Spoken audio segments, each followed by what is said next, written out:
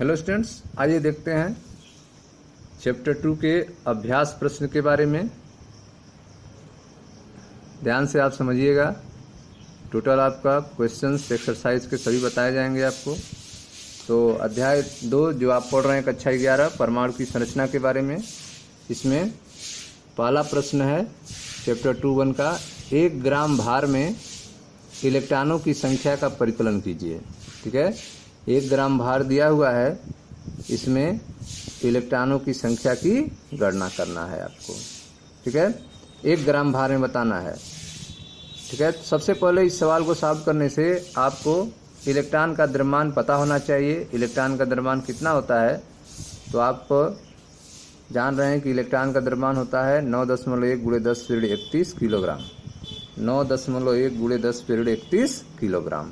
ठीक है, यहाँ पे आपको ग्राम में बताना है, 1 ग्राम भार में बताना है, इसलिए इलेक्ट्रॉन का द्रव्यमान आप ग्राम में लेंगे। तो अगर ग्राम में आप लेते हैं तो 1 इलेक्ट्रॉन का द्रव्यमान होगा 9.1 × 10⁻28 ग्राम। ठीक है, तो आइए देखते हैं कैसे सॉल्व करेंगे। तो चूंकि 9.1 × 10⁻28 ग्राम भार है 1 इलेक्ट्रॉन का, 9.1 × 10⁻28 ग्राम भार है 1 इलेक्ट्रॉन का, तो 1 ग्राम भार में कितने इलेक्ट्रॉन होंगे, तो 1 ग्राम भार बराबर 1/9.1 × 10⁻28। ठीक है, अब इसको आप सॉल्व करेंगे। ये 10⁻28 ऊपर जाएगा, 10 पे धन 28 हो जाएगा। ठीक है, 1 0 इसको मिल जाएगा, तो 10 × 10 पे 27 हो जाएगा। तो 10 में 9.1 का भाग देंगे तो यह आ जाएगा आपका 1.099 × 10 पे 27 इलेक्ट्रॉन।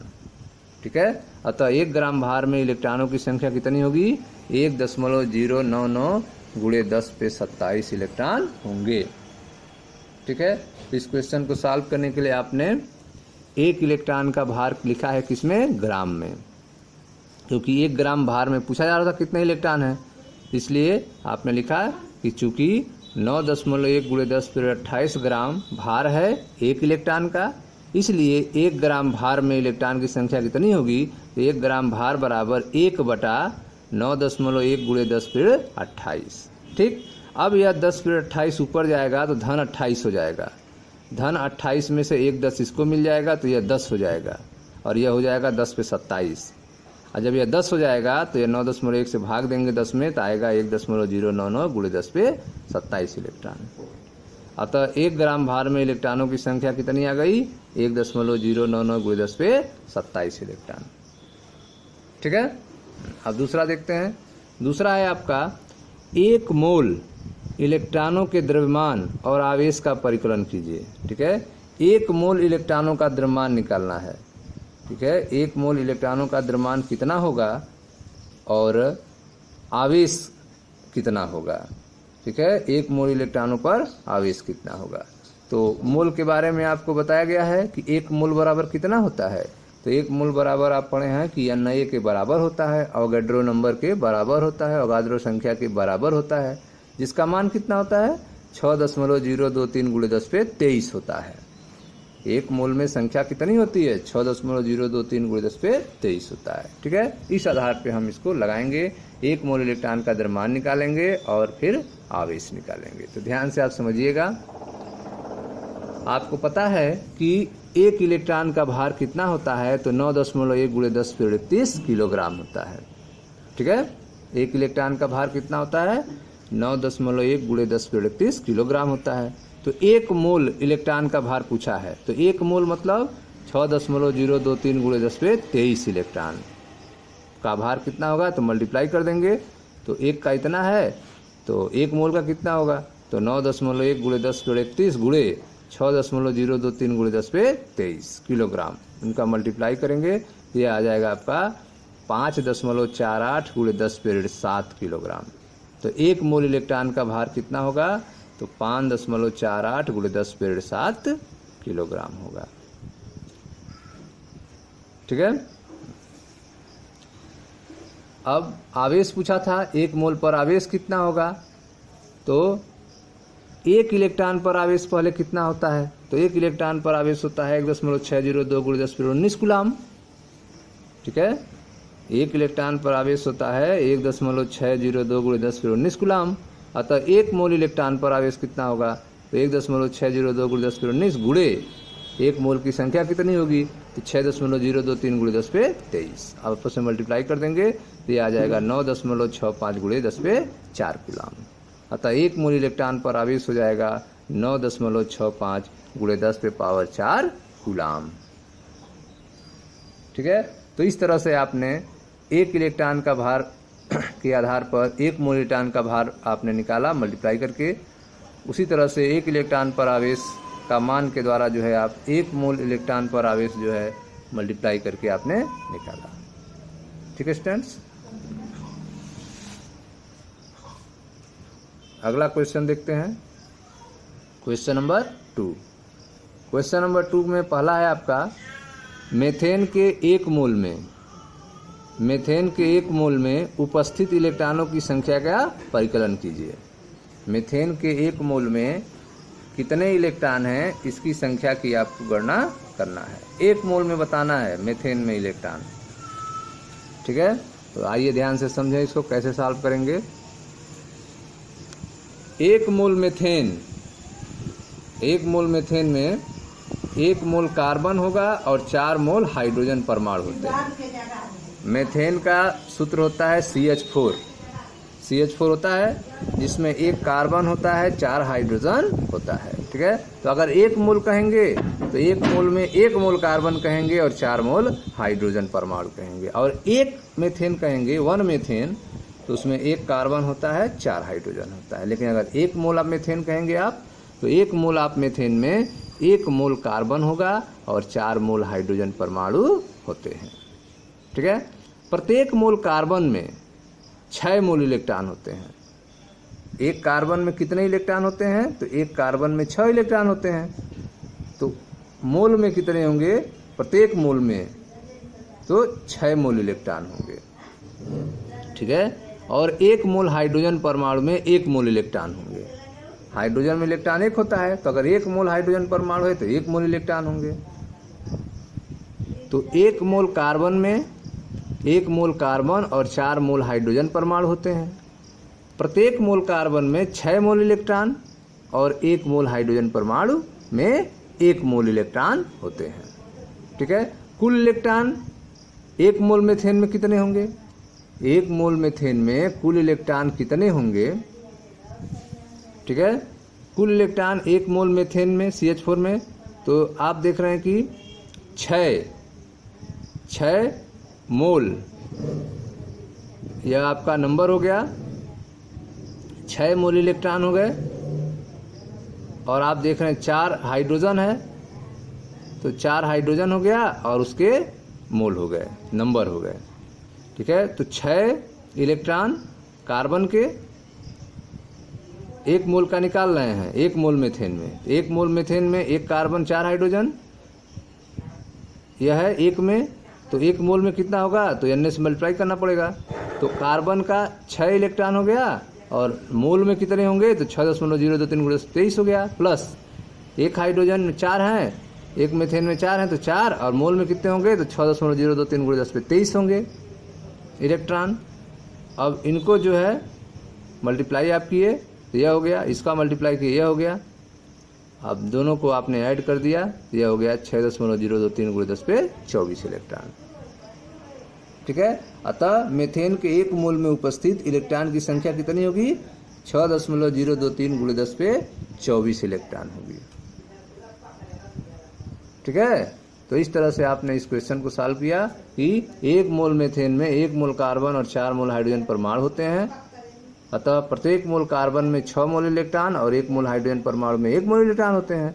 अतः कुल इलेक्ट्रॉन 1 मोल मेथेन में कितने होंगे, 1 मोल मेथेन में कुल इलेक्ट्रॉन जो होंगे वह कार्बन में 6 होंगे, तो 6, और मोल में 6.023 × 10⁻23 प्लस 4 हाइड्रोजन है, तो 4 इलेक्ट्रॉन गुणे मोल में 6.023 × 10⁻23 इलेक्ट्रॉन। इसको आपने सॉल्व किया तो 6.023 × 10⁻24 इलेक्ट्रॉन। अब आते हैं इसके दूसरे पार्ट के बारे में। दूसरा है इसका 7 मिलीग्राम कार्बन 14 में 7 मिलीग्राम कार्बन 14 में न्यूट्रॉनों की कुल संख्या, कुल द्रव्यमान ज्ञात कीजिए। ठीक ठीक है। न्यूट्रॉन का द्रव्यमान दिया हुआ है 1.675 गुणे 10⁻27 किलोग्राम मान लीजिए, ठीक है। तो न्यूट्रॉन का द्रव्यमान आपको मान लेना है 1.675 गुणे 10⁻27 किलोग्राम। आपको 7 मिलीग्राम कार्बन 14 में न्यूट्रॉनों की कुल संख्या ज्ञात करना है और कुल द्रव्यमान ज्ञात करना है, ठीक है स्टूडेंट्स। तो आइए देखते हैं कैसे सॉल्व करेंगे, ध्यान से समझिएगा। प्रश्न में दिया हुआ है न्यूट्रॉन का द्रव्यमान। न्यूट्रॉन का द्रव्यमान दिया है 1.675 गुणे 10⁻27 किलोग्राम, 1.675 गुणे 10⁻27 किलोग्राम, ठीक है। कितना वजन में बताना है आपको, 7 मिलीग्राम कार्बन 14, ठीक है ना। 7 मिलीग्राम कार्बन 14 में बताना है। तो पहले 14 ग्राम में देखते हैं कितना होता है, फिर 7 मिलीग्राम में निकाला जाएगा, ठीक है। तो तथा 14 ग्राम कार्बन में 1 मोल कार्बन परमाणु होते हैं, ठीक है। ये तो नियम के अनुसार होता है कि 14 ग्राम अगर कार्बन है तो उसमें 1 मोल कार्बन परमाणु होते हैं। 14 ग्राम कार्बन 14 में न्यूट्रॉनों की संख्या पहले कितनी होगी, तो 14 ग्राम कार्बन 14 में न्यूट्रॉनों की संख्या होगी 8 गुणे मोलों की संख्या, ठीक है। एक कार्बन में न्यूट्रॉन कितने होंगे, तो 8 होंगे। एक कार्बन में न्यूट्रॉन कितने होते हैं, 8 होते हैं। तो मोल में आपको, तो यह नंबर ऑफ मोल्स हैं 6.023 गुणे 10⁻23। तो 14 ग्राम कार्बन 14 में न्यूट्रॉनों की संख्या इतनी हो जाएगी 8 × Na, ठीक है। 8 गुणे 6.023 गुणे 10⁻23 न्यूट्रॉन होंगे 14 ग्राम कार्बन में। तो 7 मिलीग्राम में बताना है, 7 मिलीग्राम में। तो 7 मिलीग्राम को अब चेंज कर लेंगे ग्राम में, तो 7 गुणे 10⁻3 हो जाएगा, ठीक है। 7 गुणे 10⁻3 ग्राम हो जाएगा। तो 7 मिलीग्राम कार्बन 14 में न्यूट्रॉनों की संख्या बराबर, तो 8 गुणे 6.023 गुणे 10⁻23 गुणे 7 गुणे 10⁻3, 7 गुणे 10⁻3 यह ग्राम हो गया, आप बटे 14 ग्राम, ठीक है। यह हो गया आपका 7 मिली, ठीक है। 14 ग्राम कार्बन 14 में न्यूट्रॉनों की संख्या होगी 8 गुणे Na, ठीक है। एक कार्बन में 8 न्यूट्रॉन होता है, तो 14 ग्राम में कितना होगा, तो यह आपका यह Na हो गया, अवगाद्रो की संख्या से मल्टीप्लाई कर दिए। तो 14 ग्राम कार्बन 14 में न्यूट्रॉनों की संख्या हो गई 8 गुणे 6.023 गुणे 10⁻23 न्यूट्रॉन। तो 7 मिलीग्राम कार्बन 14 में न्यूट्रॉनों की संख्या बराबर, तो 8 गुणे 6.023 गुणे 10⁻23, ठीक है, बटा 14 और मल्टीप्लाई बाई 7 मिलीग्राम। तो 7 मिलीग्राम को चेंज कर दें तो 7 गुणे 10⁻3 ग्राम हो जाएगा, ठीक। अब इसको सॉल्व करेंगे तो 2.4092 गुणे 10⁻21 न्यूट्रॉन आ जाएगा। अतः न्यूट्रॉनों की कुल संख्या कितनी हो जाएगी, 2.4092 गुणे 10⁻21 न्यूट्रॉन, ठीक है स्टूडेंट्स। अब नेक्स्ट देखते हैं। तो यह था आपका यह सेकेंड पार्ट। अब थर्ड पूछ रहा है, मानक ताप और दाब STP पर, स्टैंडर्ड टेम्परेचर एंड प्रेशर पर 34 मिलीग्राम अमोनिया में प्रोटॉनों की कुल संख्या, कुल द्रव्यमान बताइए। ताप दाब में परिवर्तन से क्या उत्तर परिवर्तित हो जाएगा, ठीक है। अगर ताप और दाब चेंज करते हैं तो आपका आंसर क्या बदल जाएगा, ठीक है। तो यह तीसरा प्रश्न है जिसमें आपको मानक ताप दाब पर 34 मिलीग्राम अमोनिया में प्रोटॉन की कुल संख्या कितनी होगी और उसका कुल द्रव्यमान कितना होगा, ठीक है। तो आइए देखते हैं कैसे इसको सॉल्व करेंगे। ये आपका तीसरा पार्ट है, ध्यान से समझिएगा। 34 मिलीग्राम अमोनिया में प्रोटॉन बताना है आपको, 34 मिलीग्राम अमोनिया में प्रोटॉन बताना है। तो इसके भार पे आते हैं, ठीक है। तो यह इसका नाइट्रोजन का 14 होता है और हाइड्रोजन का 3, हाइड्रोजन है 3 हो गया, तो 17 ग्राम हो जाएगा। तो 17 ग्राम अमोनिया में 1 मोल नाइट्रोजन और 3 मोल हाइड्रोजन परमाणु होते हैं, ठीक है। 17 ग्राम अमोनिया में 1 मोल नाइट्रोजन के परमाणु होंगे और 3 मोल हाइड्रोजन के परमाणु होते हैं। इसलिए 17 ग्राम अमोनिया में 10 मोल प्रोटॉन होंगे। 17 ग्राम अमोनिया में कितने प्रोटॉन होंगे, 10 मोल होंगे, ठीक है, कैसे होंगे? तो 7 मोल प्रोटॉन नाइट्रोजन से मिलेंगे और 3 मोल हाइड्रोजन से मिलेंगे। एक हाइड्रोजन 1 मोल देगा तो 3 हाइड्रोजन 3 मोल देगा, और यह 7 यह देगा तो 10 मोल हो जाएंगे। ठीक है, 17 ग्राम अमोनिया में 10 मोल प्रोटॉन कैसे निकालेंगे? तो 10 गुणे N, 10 गुणे N, इतने प्रोटॉन हो जाएंगे 17 ग्राम अमोनिया में। ठीक है, 17 ग्राम अमोनिया में 1 मोल नाइट्रोजन और 3 मोल हाइड्रोजन परमाणु होते हैं, इसलिए 17 ग्राम अमोनिया में 10 मोल प्रोटॉन बराबर 10 गुणे 6.023 गुणे 10 पे 23 प्रोटॉन। ठीक है, यह कितने में निकला है? 17 ग्राम में। आपको निकालना है 34 ग्राम में। तो 34 ग्राम अमोनिया में, 34 मिलीग्राम अमोनिया में, तो 34 मिलीग्राम को ग्राम में चेंज कर लीजिए, तो 34 गुणे 10⁻³ ग्राम हो जाएगा।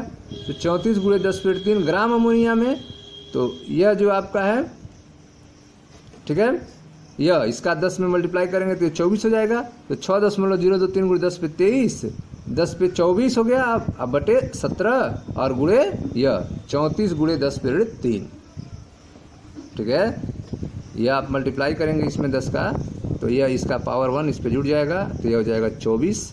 तो यह हो गया आपका 6.023 गुणे 10 पे 24 अब बटा 17 अब मल्टीप्लाई बाई यह 34 गुणे 10⁻³। ठीक है, इसको सॉल्व करेंगे आप तो आ जाएगा 1.2044 गुणे 10 पे 22 प्रोटॉन। तो 34 मिलीग्राम में अर्थात 34 गुणे 10⁻³ ग्राम अमोनिया में प्रोटॉन की संख्या कितनी हो गई? 1.2044 गुणे 10 पे 22 प्रोटॉन हो गए। प्रोटॉनों की कुल संख्या हो गई। ठीक है, तो इस तरह से आप जो है प्रोटॉन की संख्या निकालेंगे। अब आपको कुल द्रव्यमान भी निकालना है। प्रोटॉन की संख्या आप कैसे निकाले हैं एक बार फिर समझ लीजिए। ठीक है, पहले आपने क्या कहा कि 17 ग्राम अमोनिया में 1 मोल नाइट्रोजन तथा 3 मोल हाइड्रोजन परमाणु होते हैं।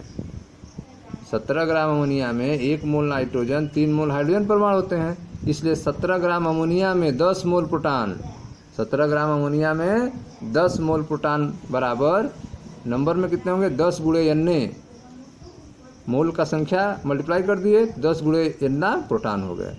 इसलिए 34 मिलीग्राम में, तो 34 गुणे 10⁻³ ग्राम अमोनिया में, तो यह हो गया आपका 10 गुणे 6.023 गुणे 10 पे 23 अब बटा 17 मल्टीप्लाई बाई 34 गुणे 10⁻³ सॉल्व करेंगे, प्रोटॉन की कुल संख्या निकल जाएगा 1.2044 गुणे 10 पे 22। ठीक है, अब आपको निकालना है इसका दूसरा पार्ट। दूसरा पार्ट में इसको निकालना है आपको कि 34 मिलीग्राम में, 34 मिलीग्राम अमोनिया में कुल द्रव्यमान बताइए, कितना कुल द्रव्यमान होगा। अभी तो प्रोटॉन की संख्या निकाले हैं, अब इसको कैसे सॉल्व करेंगे देखिए ध्यान से।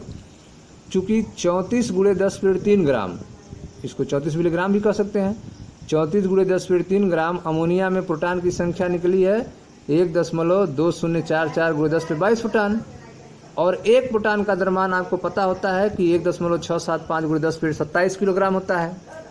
एक प्रोटॉन का द्रव्यमान कितना होता है? 1.675 गुणे 10 पे 27 किलोग्राम होता है। अतः इतने प्रोटॉन का द्रव्यमान कितना होगा? इसलिए 1.2044 गुणे 10 पे 22 प्रोटॉनों का द्रव्यमान बराबर, तो मल्टीप्लाई कर देंगे 1.675 गुणे 10 पे 27 और गुणे 1.2044 गुणे 10 पे 22 मल्टीप्लाई कर दिए, तो यह निकल गया 2.017 गुणे 10 पे 5 किलोग्राम, 2.017 गुणे 10 पे 5 किलोग्राम। यह निकल गया आपका 34 मिलीग्राम। ठीक है, अमोनिया में प्रोटॉनों का द्रव्यमान कितना होगा? तो 2.017 गुणे 10 पे 5 किलोग्राम होगा। ताप और दाब का कोई प्रभाव नहीं होगा, ताप और दाब का कोई प्रभाव नहीं होगा। नंबर ऑफ न्यूट्रॉन्स और प्रोटॉन की संख्या पे, प्रोटॉन के द्रव्यमान पे ताप और दाब का कोई प्रभाव नहीं होगा। ठीक है, चलिए अब देखते हैं नेक्स्ट क्वेश्चन। अगला क्वेश्चन है क्वेश्चन नंबर 3। क्वेश्चन नंबर 3 पूछ रहा है, ध्यान दीजिएगा, निम्नलिखित नाभिकों में उपस्थित न्यूट्रॉनों और प्रोटॉनों की संख्या बताइए। न्यूट्रॉनों और प्रोटॉन की संख्या पूछ रहा है। पहला है 6C13, 6 carbon 13, 8 oxygen 16, 12 magnesium 24, 26 iron 56, और 38 स्ट्रांसियम 88। इसमें आपको न्यूट्रॉन और प्रोटॉन की संख्या ज्ञात करना है। तो आइए एक एक ठो देखते हैं। नंबर आप न्यूट्रॉन और प्रोटॉन निकालते हैं।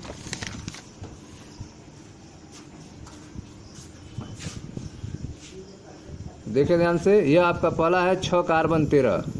6 कार्बन 13 में प्रोटॉनों की संख्या कितनी होगी? तो यह आप देख रहे हैं, यह नंबर ऑफ प्रोटॉन जो परमाणु क्रमांक के आधार पर दिया जाता है। तो 6 कार्बन 13 में, ठीक है, परमाणु क्रमांक कितना है? 6 है। तो प्रोटॉनों की संख्या कितनी हो गई? 6 हो गई। ठीक है। 6 कार्बन 13 में न्यूट्रॉनों की संख्या कितनी होगी? तो न्यूट्रॉन की संख्या n बराबर होता है A-Z। यह आपका A होता है और यह Z होता है। A-Z मतलब 13 - 6। ठीक है। नंबर ऑफ न्यूट्रॉन बराबर A-Z 13 - 6 मतलब 7। तो इस तरह से आपने देखा 6C 13 में प्रोटॉनों की संख्या जो होगी 6 हो जाएगी और न्यूट्रॉनों की संख्या 7 हो जाएगी। अगला है आपका 8 ऑक्सीजन 16। 8 ऑक्सीजन 16 में न्यूट्रॉनों की संख्या कितनी होगी? प्रोटॉन की संख्या तो Z के बराबर हो जाएगी, 8 हो जाएगी। नंबर ऑफ प्रोटॉन 8 हो गए और न्यूट्रॉनों की संख्या A-Z 16 - 8 मतलब 8 हो गई। ठीक है। नेक्स्ट है आपका 12 मैग्नीशियम 24 में प्रोटॉन कितने हो जाएंगे? Z के बराबर हो जाएंगे, 12 हो गया। और न्यूट्रॉन कितने हो जाएंगे? A-Z मतलब 24 - 12, ये हो गया 12 आपका। ठीक है। नेक्स्ट है आपका 26 आयरन 56। 26 आयरन 56 में न्यूट्रॉन्स कितने होंगे? तो A-Z होंगे, 56 - 26 अर्थात 30 हो जाएंगे। और प्रोटॉन कितने होंगे? तो Z के बराबर हो जाएंगे 26। लास्ट है आपका स्ट्रांसियम में 38 स्ट्रांसियम 88 में नंबर ऑफ न्यूट्रॉन कितने होंगे? तो A-Z 88 - 38, ये हो जाएगा 50 न्यूट्रॉन हो जाएंगे। और नंबर ऑफ प्रोटॉन कितने होंगे? तो Z के बराबर हो जाएंगे या 38 हो जाएंगे। ठीक है स्टूडेंट्स। तो इस तरह से हम इसको सॉल्व कर लेंगे। यह था आपका क्वेश्चन नंबर 3। अब आते हैं क्वेश्चन नंबर 4 पे। क्वेश्चन नंबर 4 है आपका, नीचे दिए गए परमाणु द्रव्यमान A और परमाणु संख्या Z वाले परमाणुओं का पूर्ण प्रतीक लिखिए। ठीक है। तो यहाँ पे आपको पूर्ण प्रतीक लिखना है, जिसमें Z बराबर 17 दिया है, A बराबर 35 दिया है, Z बराबर 92 दिया है, A बराबर 233 दिया है, Z बराबर 4 दिया है, A बराबर 9 दिया है। A यहाँ पर परमाणु द्रव्यमान और Z क्या है? परमाणु संख्या है। इसके रूप में आपको लिखना है। तो आइए देखते हैं कैसे लिखेंगे इसको। चौथा क्वेश्चन का पहला जो दिया था आपका, Z बराबर 17, A बराबर 35। Z बराबर 17, A बराबर 35। प्रोटॉनों की संख्या 17 जो बराबर हो जाएगी इलेक्ट्रॉनों की संख्या के। प्रोटॉनों की संख्या इलेक्ट्रॉनों की संख्या बराबर होती है, उदासीन परमाणु है तो प्रोटॉनों की संख्या बराबर 17 बराबर इलेक्ट्रॉनों की संख्या। अतः परमाणु कौन होगा? क्लोरीन होगा। परमाणु कौन होगा? क्लोरीन होगा। अर्थात इसका प्रतीक Cl होता है क्लोरीन का। तो कैसे लिखेंगे? 17Cl 35, 17Cl 35। दूसरा देखते हैं, Z बराबर 92 है, A बराबर 233 है। तो प्रोटॉन कितना हो जाएगा? Z के बराबर 92 हो जाएगा। 92 किसका होता है सिंबल? यूरेनियम का होता है। यूरेनियम परमाणु जिसका प्रतीक U होता है। ठीक है। तो 91 तो आपका हो जाएगा यह 92U233, 92U233 हो जाएगा। ठीक है। 92U233 हो जाएगा, या फिर केवल U आप लिखेंगे।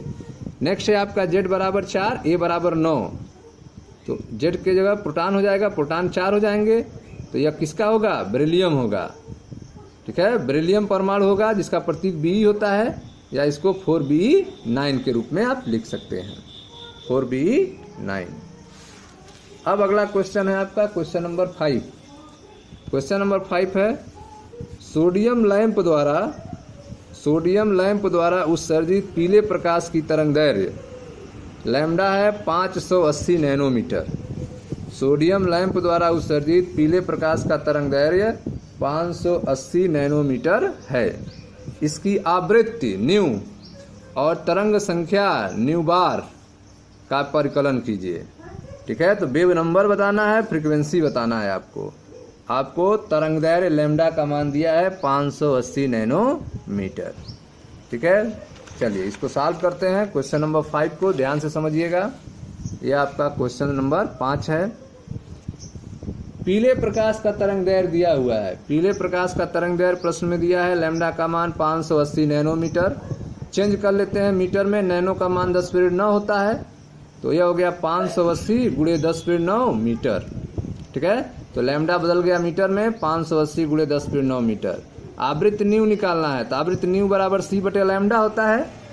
आवृत्त न्यू बराबर सी बटे लैम्डा होता है। सी का मान आप जानते हैं 3 गुणे 10⁸ होता है, 3 गुणे 10⁸ मीटर पर सेकेंड होता है, और लैम्डा का मान 580 गुणे 10⁻9 मीटर हो गया। ठीक है, तो इसको आप सॉल्व करेंगे तो यह आ जाएगा आपका 5.17 गुणे 10⁻14 पर सेकेंड। अतः अभिष्ट आवृत्ति का मान कितना आ गया, 5.17 गुणे 10⁻14 पर सेकेंड। अब आपको तरंग संख्या निकालना है। तरंग संख्या का सूत्र आप जानते हैं कि तरंग संख्या वेव नंबर न्यू बार बराबर होता है 1 बटे लैम्डा। तरंग संख्या न्यू बार बराबर 1 बटे लैम्डा, तो न्यू बार बराबर 1 बटे लैम्डा का मान 580 गुणे 10⁻9 पर मीटर। अब इसको आप सॉल्व करोगे तो आ जाएगा आपका 1.72 गुणे 10⁻6 प्रति मीटर। अतः अभिष्ट तरंग संख्या कितना हो जाएगा, तो 1.72 गुणे 10⁻6 पर मीटर हो जाएगा। ठीक है स्टूडेंट, तो इस तरह से न्यू बराबर सी बटे लैम्डा से आप न्यू निकाल लेंगे, और न्यू बार बराबर 1 बटे लैम्डा से तरंग संख्या निकाल लेंगे। ठीक है, अगला क्वेश्चन है क्वेश्चन नंबर 6। क्वेश्चन नंबर 6 कह रहा है, ध्यान से समझिएगा, प्रत्येक ऐसे फोटान की ऊर्जा ज्ञात कीजिए। आपको फोटान की ऊर्जा ज्ञात करना है। पहला है जो 3 गुणे 10⁻15 हर्ट्ज आवृत्त वाले प्रकाश का संगत हो। ठीक है, तो यहाँ पे आपको आवृत्त दिया हुआ है, आपको ऊर्जा ज्ञात करना है फोटान का। और दूसरा है इसमें जिसकी तरंग दैर्घ्य 0.50 एंगस्ट्रॉम हो, इसमें तरंग दैर्घ्य दिया हो, ऊर्जा पूछ रहा है। तो आइए देखते हैं इस क्वेश्चन को कैसे सॉल्व करेंगे। तो आपको पता है कि इसमें ऊर्जा के लिए E बराबर एच न्यू सूत्र होता है, E बराबर एच न्यू। यहाँ पे आवृत्त जो है न्यू का मान जो है दिया हुआ है, आवृत्त न्यू का मान दिया है 3 गुणे 10⁻15 हर्ट्ज, तो E बराबर एच न्यू, तो एच का मान रख के E का मान निकाल लेंगे। तरंग दैर्घ्य दिया है लैम्डा, तो आप सूत्र जानते हैं E बराबर 80 बटे लैम्डा। यह लैम्डा के आधार पर आप E निकाल लेंगे। कैसे निकालेंगे देखें ध्यान से। यह है आपका क्वेश्चन नंबर 6 का पहला। न्यू आवृत्त वाले फोटान की ऊर्जा E बराबर एच न्यू, तो E बराबर एच का मान रखें 6.625 गुणे 10⁻34, और न्यू का मान प्रश्न में दिया है 3 गुणे 10⁻15। मल्टीप्लाई करके सॉल्व कर देंगे तो आ जाएगा 1.988 गुणे 10⁻18 जूल। ये पहला आंसर हो गया आपका। E बराबर एच न्यू होता है, न्यू बराबर सी बटे लैम्डा होता है, तो E बराबर एच सी बटे लैम्डा। मान रखें एच का मान 6.625 गुणे 10⁻34, सी का मान 3 गुणे 10⁻8, और लैम्डा का मान आपका प्रश्न में ही दिया हुआ है 0.5 गुणे 10⁻10। इसको आप सॉल्व करोगे तो आ जाएगा 3.98 गुणे 10⁻15 जूल। ठीक है स्टूडेंट्स, तो इस तरह E बराबर एच न्यू और E बराबर 80 बटे लैम्डा का यूज करके आप जो है ऊर्जा का मान, फोटान की ऊर्जा का मान निकाल सकते हैं। ठीक है, यह था आपका क्वेश्चन नंबर 6। नेक्स्ट है आपका क्वेश्चन नंबर 7। तो क्वेश्चन नंबर आप 7 देखें ध्यान से। क्वेश्चन नंबर 7 कह रहा है 2 गुणे 10⁻10 सेकेंड काल वाली प्रकाश तरंग की तरंग दैर्घ्य आवृत्त तरंग संख्या की गणना कीजिए। ठीक है, तो यहाँ पे आपको समय दिया है, तरंग काल टाइम पीरियड दिया हुआ है 2 गुणे 10⁻10 सेकेंड। ठीक है, 2 गुणे 10⁻10 सेकेंड दिया है। इस आधार पे आपको प्रकाश तरंग का तरंग दैर्घ्य लैम्डा निकालना है, आवृत्त न्यू निकालना है, और तरंग संख्या न्यू बार निकालना है। ठीक है, तो आप ध्यान से देखें क्वेश्चन नंबर 7 को कैसे सॉल्व करेंगे। तो जो प्रश्न में आपको वैल्यू केवल तरंग काल का दिया है, तरंग काल कैपिटल T बराबर दिया है 2 गुणे 10⁻10 सेकेंड। ठीक है, आवृत्त न्यू निकालना है, तो न्यू बराबर 1/T होता है, आवृत्त बराबर 1 आवर्तकाल होता है, तो न्यू बराबर 1/T, तो न्यू बराबर 1/T। T का मान रख दें 2 गुणे 10⁻10। सॉल्व कर लें तो 5 गुणे 10⁻9 पर सेकेंड आ जाएगा। तो यह पहला आंसर आप आ गया, न्यू बराबर 5 गुणे 10⁻9 पर सेकेंड, यह आवृत्त का मान हो गया। आप जानते हैं C बराबर होता है 3 गुणे 10⁸ मीटर पर सेकेंड। ठीक है, तो आपको निकालना है लैम्डा का मान, तो C बराबर न्यू लैम्डा होता है, लैम्डा बराबर C बाई न्यू हो जाएगा, लैम्डा बराबर C बाई न्यू। लैम्डा बराबर सी बाय न्यू, मान रख दें सी का 3 × 10⁸ और न्यू का मान 5 × 10⁹। सॉल्व कर लें, लैम्डा का मान निकल जाएगा 6 × 10⁻² मीटर। ये दूसरा आंसर हो गया। तरंग संख्या निकालना है तो न्यू बार बराबर 1/λ होता है, न्यू बार बराबर 1/λ, तो बराबर 1/λ का मान निकला है 6 × 10⁻²। यहाँ रख देंगे, सॉल्व कर लेंगे तो आ जाएगा आपका 16.66 पर मीटर। ठीक है, तो इस तरह से आपने तरंग काल की मदद से आवृत्त न्यू बराबर 1/t का सूत्र उपयोग करके आवृत्त निकाला 5 × 10⁹ पर सेकेंड। ठीक है, लैम्डा बराबर c/न्यू का उपयोग करके तरंग दैर्घ्य लैम्डा का मान निकाला 6 × 10⁻² पर मीटर, और तरंग संख्या न्यू बार बराबर 1/λ का उपयोग करके तरंग संख्या का मान निकाला 16.66 मीटर। ठीक है, अब है आपका क्वेश्चन नंबर 8।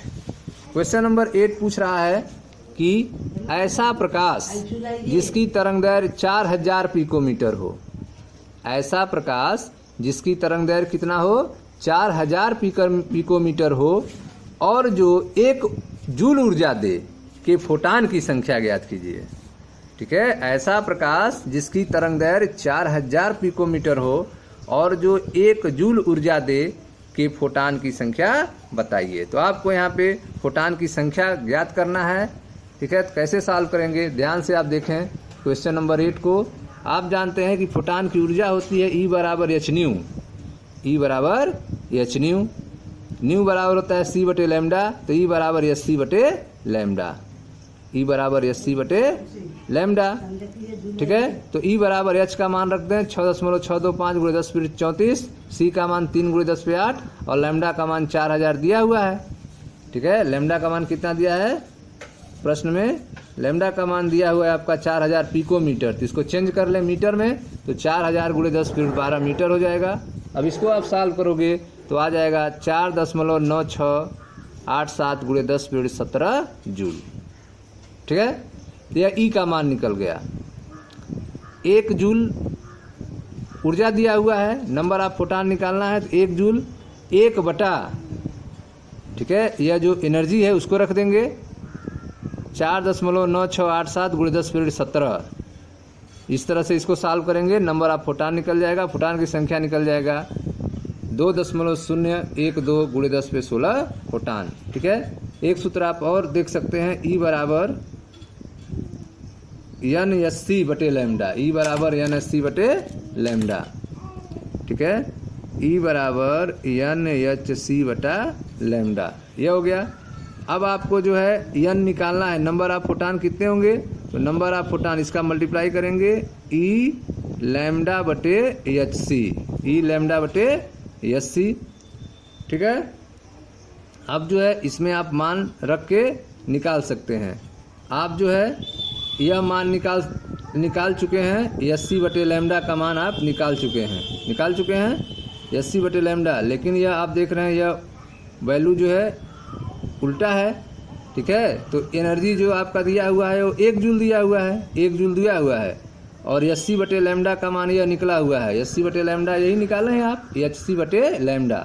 sc/λ का मान कितना निकला है 4.9687 × 10⁻17 sc/λ है। और ठीक है, तो sc/λ का मान लिखे हैं यहाँ पे, तो hc/λ, तो sc नीचे है तो वैल्यू जो है नीचे लिखना पड़ेगा। तो यह आप लिखोगे कितना, जो आपका आया है 4.9687 × 10⁻17 फोटान। ठीक है, sc/λ का यह मान हो गया। ठीक है, यह ऊपर 1 लिख देंगे। अब इसको आप सॉल्व करोगे तो n बराबर, तो यह 1 मल्टीप्लाई हो गया आपका 1 ही हो जाएगा, और 4.9687 और × 10⁻17। ठीक है, फोटान। अब इसको आप सॉल्व कर दोगे तो आपका आंसर आ जाएगा 2.012 × 10⁻16 फोटान। ठीक है, तो इस तरीके से इसको आप सॉल्व कर सकते हैं। E बराबर NSc/λ, तो n बराबर E λ/sc। ठीक है, तो E का मान 1 जूल दिया हुआ था और sc/λ का मान आपने रख दिया, सॉल्व कर दिया, नंबर ऑफ फोटान निकल गए 2.012 × 10⁻16 फोटान। ये आपका आंसर हो जाएगा। ठीक है स्टूडेंट्स, यह था क्वेश्चन नंबर 8। मिलते हैं क्वेश्चन नंबर 9 में नेक्स्ट वीडियो में। मैं मनीष गुप्ता अपने चैनल में आपका स्वागत करता हूं। आप वीडियो को लाइक करें, शेयर करें, चैनल को सब्सक्राइब करें। धन्यवाद दोस्तों।